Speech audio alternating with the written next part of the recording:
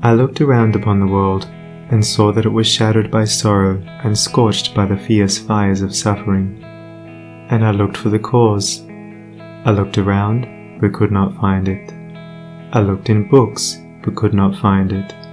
I looked within, and found there both the cause and the self-made nature of that cause. I looked again, and deeper, and found the remedy.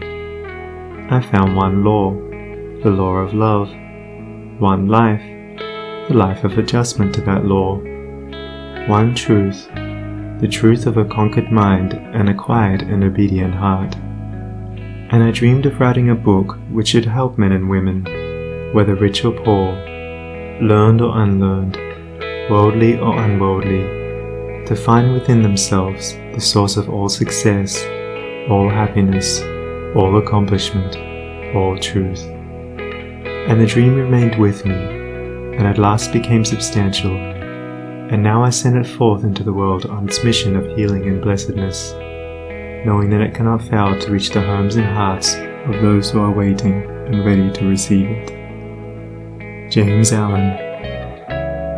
Chapter 1. The Lesson of Evil.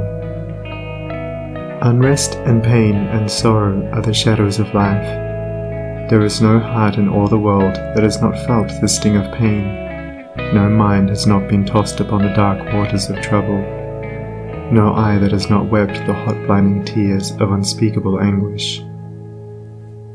There is no household where the great destroyers, disease and death, have not entered, severing heart from heart, and casting over all the dark pall of sorrow. In the strong and apparently indestructible meshes of evil, all are more or less fast caught, and pain, unhappiness, and misfortune wait upon mankind.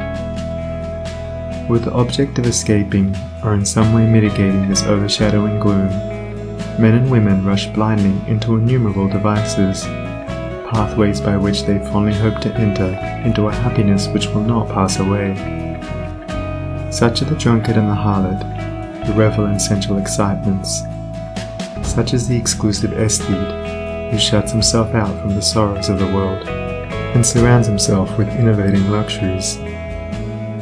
Such is he who thirsts for wealth or fame, and subordinates all things to the achievement of that object. And such are they who seek consolidation in the performance of religious rites.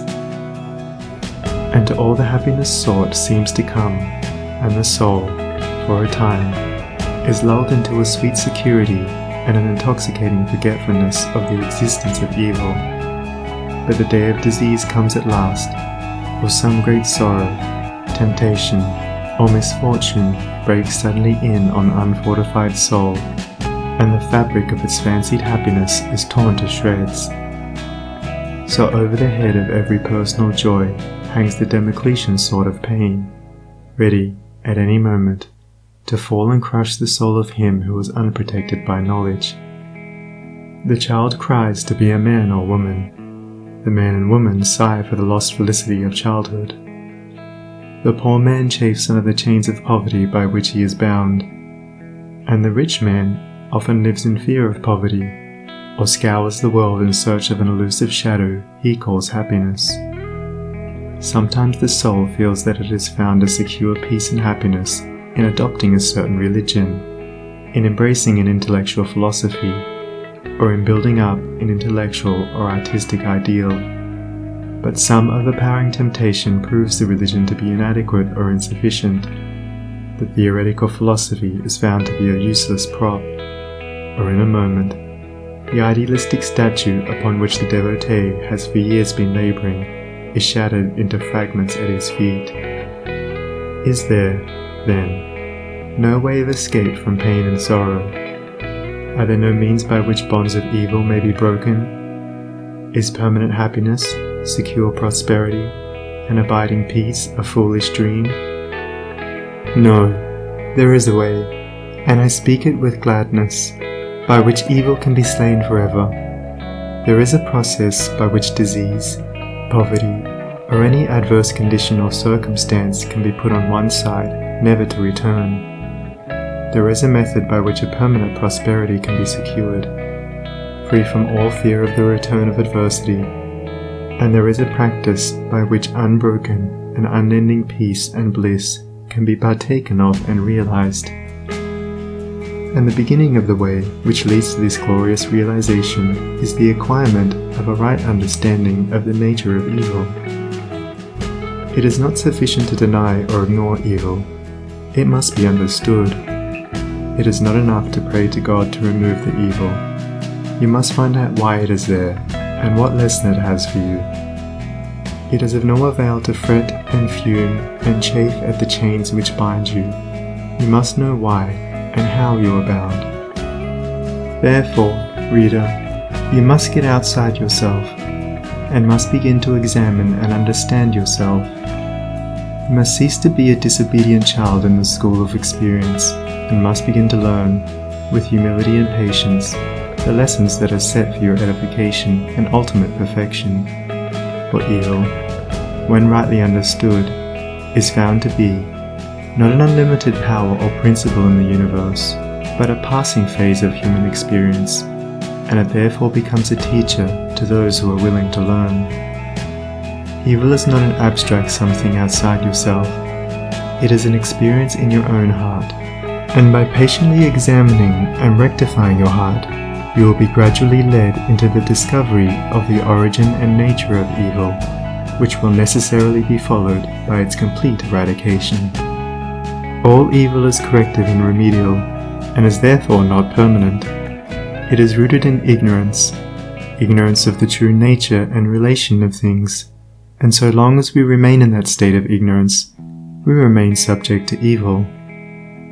There is no evil in the universe which is not the result of ignorance, and which would not, if we were ready and willing to learn its lesson, lead us to higher wisdom, and then vanish away. But men remain in evil, and it does not pass away, because men are not willing or prepared to learn the lesson which it came to teach them.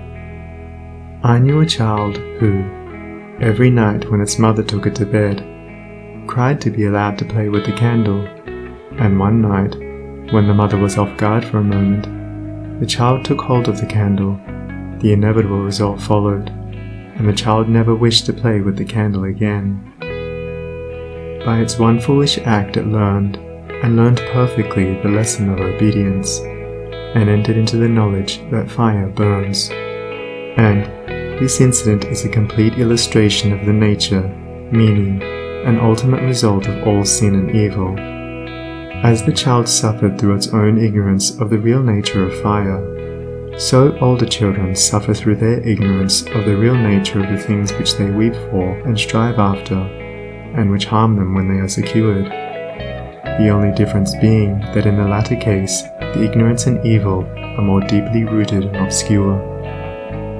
Evil has always been symbolized by darkness, and good by light, and hidden within the symbol is contained the perfect interpretation, the reality. For, just as light always floods the universe, and darkness is only a mere speck or shadow cast by a small body intercepting a few rays of the illimitable light, so the light of the Supreme Good is the positive and life-giving power which floods the universe, and evil, the insignificant shadow cast by the self that intercepts and shuts off the illuminating rays which strive for entrance. When night folds the world in its black impenetrable mantle, no matter how dense the darkness, it covers but the small space of half our little planet, while the whole universe is ablaze with living light, and every soul knows that it will awake in the light in the morning. Know, then, that when the dark night of sorrow, pain, or misfortune settles down upon your soul, and you stumble along with weary and uncertain steps, that you are merely intercepting your own personal desires between yourself and the boundless light of joy and bliss, and the dark shadow that covers you is cast by none and nothing but yourself. And just as the darkness without is but a negative shadow, an unreality which comes from nowhere, goes to nowhere, and has no abiding dwelling place, so the darkness within is equally a negative shadow, passing over the evolving and light-born soul. But, I fancy I hear someone say, Why pass through the darkness of evil at all? Because, by ignorance, you have chosen to do so, and because, by doing so, you may understand both good and evil, and may more appreciate the light by having passed through the darkness. As evil is the direct outcome of ignorance, so, when the lessons of evil are fully learned, ignorance passes away, and wisdom takes its place. But as a disobedient child refuses to learn its lessons at school, so it is possible to refuse to learn the lessons of experience, and thus remain in continual darkness, and to suffer continually recurring punishments in the form of disease, disappointment, and sorrow. He, therefore, who would shake himself free of the evil which encompasses him, must be willing and ready to learn, and must be prepared to undergo that disciplinary process without which no grain of wisdom or abiding happiness and peace can be secured. A man may shut himself up in a dark room, and deny that the light exists, but it is everywhere without, and darkness exists only in his own little room. So you may shut out the light of truth, or you may begin to pull down the walls of prejudice, self-seeking, and error which you have built around yourself, and so let in the glorious and omnipresent light.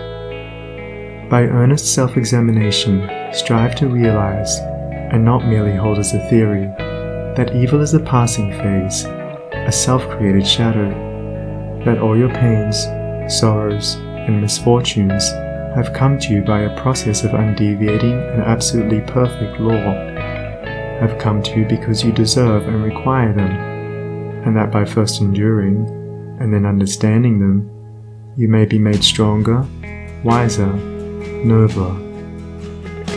When you have fully entered into this realization, you will be in a position to mold your own circumstances, to transmute all evil into good, and to weave, with a master hand, the fabric of your destiny. What of the night, O watchman, seest thou yet? The glimmering dawn upon the mountain heights, the golden herald of the light of lights. Are his fair feet upon the hilltop set? Cometh he yet to chase away the gloom, and with it all the demons of the night? Strike yet his darting rays upon thy sight? Hearest thou his voice, the sound of error's doom? The morning cometh, lover of the light. Even now he gilds with gold the mountain's brow. Dimly I see the path whereon even now his shining feet are set toward the night. Darkness shall pass away, and all the things that love the darkness and that hate the light shall disappear forever with the night. Rejoice, for thus the speeding herald sings.